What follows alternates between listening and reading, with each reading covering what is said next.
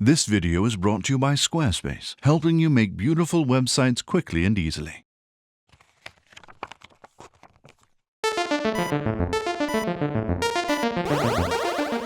Have you ever been pulled over by the PC police? Your fraternity on probation because your last soiree was Border Patrol themed? Busted. Do you ever get accosted at the grocery store for having white girl dreads? Pull over.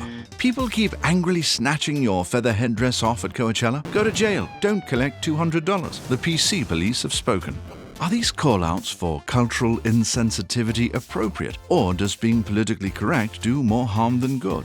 Opponents of politically correct discourse argue that substituting harmful words for more fashionable alternatives doesn't do much of anything. In the essay A Critique of Politically Correct Language, Ben O'Neill argues that politically correct language is pointless as long as the social stigma still survives. Political correctness, O'Neill contends, suffers from a cyclical bully problem. New words replace hurtful language, but individuals remain stuck on a euphemism treadmill. Disabled becomes physically challenged and then differently abled. A toilet was itself a euphemism until making way for more polite words like water closet, and then those were replaced by restroom and lavatory.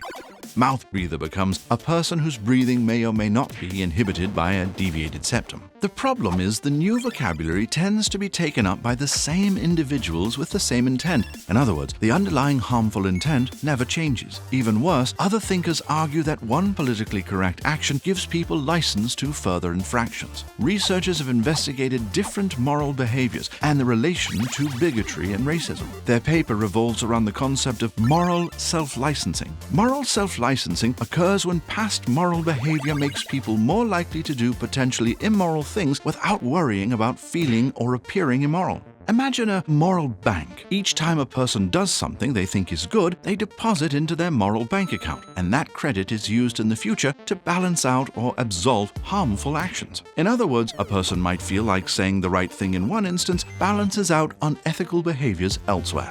If politically correct language is supposed to suture the wound of harmful speech, to create a form of language separated from the pain and historical baggage of bigotry, we should ask, is it actually helping? But for the advocates of political correctness, defending it starts with the idea that the words we use profoundly impact people's lives. The central force behind political correctness has to do with philosophy of language. Language is not just descriptive, it shapes our reality. Certain forms of injurious speech, in their very utterance, create, and in this case, that creation is pain. In her book, Words That Wound, law professor Mari Matsuda explains that hate speech, the moment it's uttered, is violent. It places the speaker above the addressee. It enacts the violent exclusion of another person. Beyond that, there are material implications to harmful language. It causes emotional distress, forces people to change jobs or schools, and it creates the isolation that comes with feeling like you're hated and alone in the world. Researchers have also identified some of these psychological implications that stereotypical language has on mental capacity.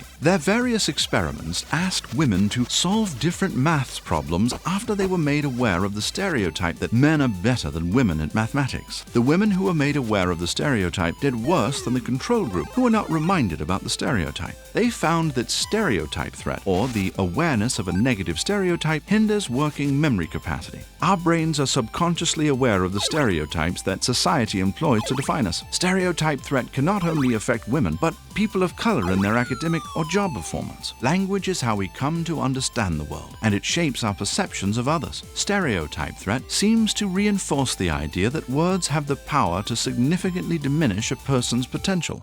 A choice to censor language, to not replicate potentially harmful stereotypes, may be a totalitarian self-censorship, or it may be a way to avoid harmful language that has a material impact on others. In the end, the language you use is your choice. Choosing to be PC may or may not change the way you and others think about the world. So, what do you think, dear viewer? Is political correctness the right path to fighting prejudice, or are we all just terribly misguided?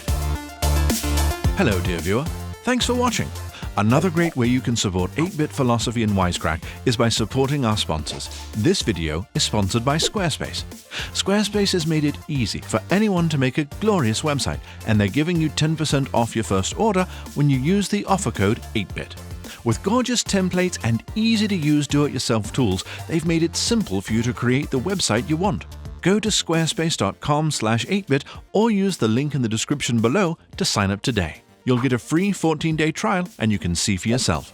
Don't forget to use the offer code 8BIT to get 10% off your order. And we're working on more great videos for you, so if you're not already a subscriber, be sure to click on this handsome monocle donkey. You'll be taken to our channel page where you can find more episodes, and be sure to hit the subscribe button while you're there. As always, thanks for watching, beloved viewer.